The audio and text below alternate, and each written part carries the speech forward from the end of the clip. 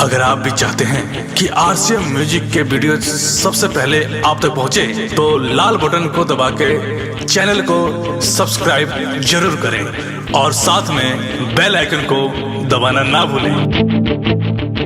बोला बोला शीतला भवानी की डाइनी नजरी लगाई झरिया फूट जाए। जय मां डाइनी नजरी लगाई झरिया फूट जाए। जय मां डीजे ब्रजेश चकिया डीजे ब्रजेश चकिया डीजे ब्रजेश चकिया सुमन मोहिनी रिकॉर्डिंग स्टूडियो दिल्ली। डाइनी नजरी लगाई झरिया फूट जाए। जवन जोरतावे दिया सखी भूत जाई हो, जवन जोरतावे दिया सखी भूत जाई हो। डाइनी नजरी लगाई झरिया फूट जाई हो, डाइनी नजरी लगाई झरिया फूट जाई हो। घरे भरे के घूमल लागे छूट जाई हो, घरे भरे के घूमल लागे छूट जाई हो। डाइनी नजरी लगाई झरिया फूट जाई हो। नैनी नजर लगाई झिझिया टूट जाई हो। डीजे ब्रजेश चकिया डीजे ब्रजेश चकिया शेरा वाली मां जोता वाली मां मेरा वाली मां लाडा वाली मां डाइनी नजरी लगाई झरिया फूट जाई, झरिया फूट जाई।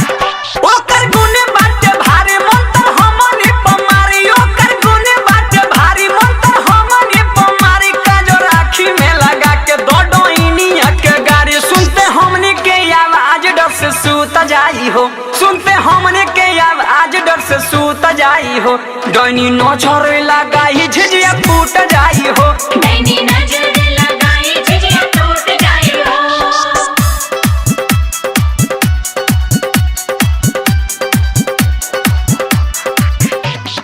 डीजे ब्रजेश चकिया डीजे ब्रजेश डाइनी नजर लगाई झिझिया फूट जाई,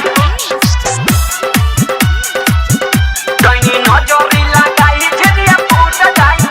गोइल दसही चहर लेला लाठी लमहर, गोइल दसही चहर लेला लाठी लमहर। माई रही है सहाय सखी लागी नहीं डर। राइटर संजय शशिलाल जुट जाई हो, राइटर संजय शशिलाल सभे जुट जाई हो।